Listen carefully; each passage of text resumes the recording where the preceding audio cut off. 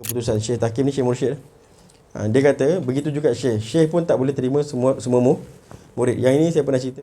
Ayah Wahab style dia ialah kalau orang tu nak ambil bai'ah, ayah Wahab akan tanya dulu.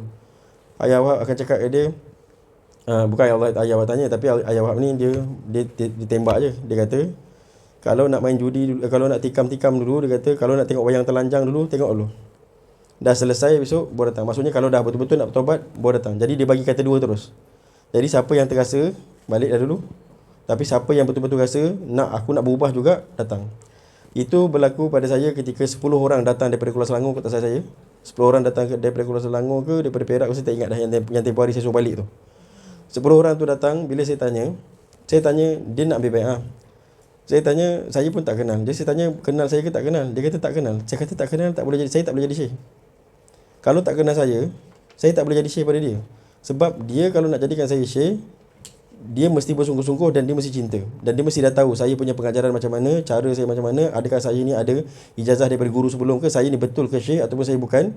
Dia kena tahu tu semua dulu. Dan kalau dia minat, dia cinta, baru boleh jadi murid. Dan saya pula hanya boleh terima dia kalau dia sungguh-sungguh. Jadi kebanyakan orang yang mengambil bai'ah, dia ingat bai'ah ni macam ijazah. Dia ingat bai'ah ni macam ambil ijazah wirid sana, wirid sini. Bukan. Bai'ah ni pertautan, perjanjian taat setia untuk menjadi hamba Allah. Jadi kita dah taat setia untuk jadi hamba Allah. Jadi kita sangat cemburu kalau ada dalam hari-hari kita bila kita balik rumah, kita buat jahat dengan mak kita ke ataupun dengan suami kita ke, kalau konteks tuan-tuan, kita sangat cemburu sebab kita dah jaga dah, sebab kita dah berjanji. Tuan-tuan nampak tak? Jadi benda tu perlu kepada sungguh-sungguh. Dia tak boleh sekadar ambil zikir, lepas tu bila nak zikir, bila lapang zikir, ataupun bila ada majlis tuan-tuan pun pergi sana dan tuan-tuan hanya pergi menyanyi-nyanyi. Ni yang berlaku, betul tak? Walaupun tuan-tuan pergi zikir, tapi tuan-tuan hanya pergi menyanyi-nyanyi. Ada tak tuan-tuan pergi tu hanya betul-betul sebab iktiraf tuan-tuan tu ahli maksiat, cakap berhadap kepada Allah mengaku? Adakah tuan-tuan betul-betul bila tuan-tuan sebut Rasulullah, tuan-tuan nak berpaut kepada Rasulullah sebab kita memang tak mampu untuk bersihkan diri kita? Ke tuan-tuan pergi sana untuk ketawa-ketawa? Ke tuan-tuan pergi sana sebab nak cari kawan-kawan yang ada datang waktu majlis tu? Jadi benda ni perlu kepada syekh yang pegang majlis tu. Kalau syekh tak pegang, syekh pun pegang telefon dekat depan, memang tuan-tuan kat belakang memang lagi main lah. Satu, kalau ada syekh yang sebenar, bila datang dia akan cakap, dia akan conquer majlis tu. Supaya semua orang i'tiraf, kita ni ahli maksiat. Kita datang dalam kereta jangan main. Sebab datang tu untuk taubat. Datang sini bukan untuk nyanyi-nyanyi, bukan. Tuan-tuan faham saya sebut?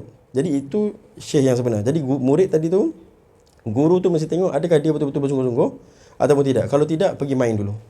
Sebab kalau dia datang pun biasanya tak jadi.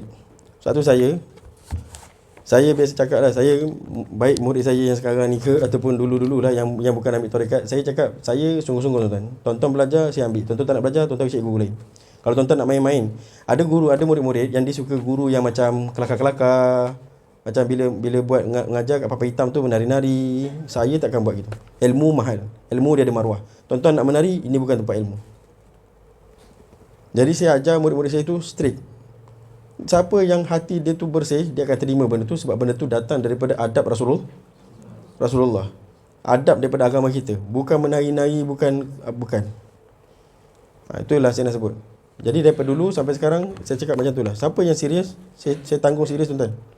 Siapa yang tak serius, tuan-tuan pakailah yang tak serius. Kalau tuan-tuan tak serius, saya pun tak pegang lah tuan-tuan. Siapa yang serius saya pegang sampai tangan saya melecur tuan-tuan. Kalau saya pegang tu, saya sampai tangan saya melecur. Sekira-kira kalau tali yang saya tarik tu ada benda nak tarik tuan-tuan, saya akan tarik tali tu walaupun tangan saya melecur. Tapi kalau tuan-tuan memang tak suka, saya lepas tali tu. Sebab baik saya cari orang yang nak daripada orang yang macam tak faham lagi. Saya tak begitu. Sebab apa jadi gitu? Sebab saya bukan bertuhan kepada murid. Macam tu. Jadi begitu juga tadi ya. Jadi syarat-syarat ni perlu dilalui. Syarat-syarat ni perlu dilalui bagi seorang guru dan juga bagi seorang murid. Jadi murid bukan senang-senang main terus ambil je mana-mana guru yang dia tengok, oh ni syekh ni ada ijazah ni apa. Pergi dulu. Mula-mula kena tengok dia ada tak izin daripada guru dia. Tu yang pertama sekali. Lepas tu tengok ilmu dia. Ilmu dia tu ilmu ahli sunnah ke tidak? Ke takut syiah ke kan liberal ke yang baru ni apa? Millah apa? Itulah yang terbaru ni, millah Ibrahim tu ke. Kena tengok dulu pahaman dia tu apa. Jadi tuan-tuan tu perlu ada ilmu yang fardu ain. Maksudnya tuan-tuan nak kena tahu mana betul mana tak betul. Barulah tuan-tuan boleh jadikan dia tu Syekh tuan-tuan. Yang jadi masalah ni sekarang sebab orang pergi ambil dengan syekh, tapi dia pun tak ada ilmu budak tu. Dia pun tak ada. Jadi dia pun dengar orang ni ada karomah itu, ada karomah ni, kita pun pergi ambil. Yang ambil bukan ambil karomah. Tuan-tuan pergi berguru bukan nak terbang tuan-tuan. Tuan-tuan nak berguru bukan nak terbang, bukan nak jalan atas air. Walaupun wali-wali tu jalan atas air, jalan terbang, bukan itu yang kita nak. Yang kita nak ialah mati. Yang kita nak mati tu, mati tu besok baru selesai kat atas, baru selesai dekat syurga besok.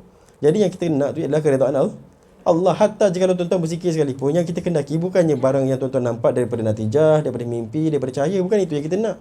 Bahkan bukan pula bila kita zikir tu kita nak ketenangan, kita rasa tenang. Bukan. Yang kita nak tu penerimaan Allah. Walaupun kita rasa macam tak tenang, tapi yang kita kendaki tu adalah penerimaan Allah. Kalau kita dosa banyak sekalipun, kalau Allah kata okey, aku ampunkan, aku kasih, aku ampunkan, kan itu terlebih baik daripada tuan-tuan serban besar, beramal banyak, lepas tu rasa tuan-tuan rapat dengan Allah. Allah tengok pun benci. Aku tak ada kata apa-apa, engkau mengiktiraf diri kau sendiri sebagai orang yang rapat. Padahal sepatutnya kau lebih perlu mengiktiraf diri kau sebagai ahli maksiat. Tuan-tuan faham ke tak faham saya sebut? Jadi kadang-kadang orang tu maksiatnya banyak, tapi sebagai iktiraf dia rasa diri itu hamba, kembali kepada Allah. Ada orang tu maksiat sikit, tapi sebab dia rasa diri dia tu Tuhan, tak kembali kepada Allah. Tuan-tuan dapat tak faham? Jadi tujuan kita tu ialah perasaan. Tujuan kita berguru tu ialah perasaan, supaya dapat guru tu bawa kita kepada mati. Nak sampai kepada mati tu ialah dengan membersihkan hati. Jadi perlu ada saringan daripada pihak guru dan perlu ada saringan daripada pihak murid itu sendiri. Murid yang menuntut kepada syekh tahkim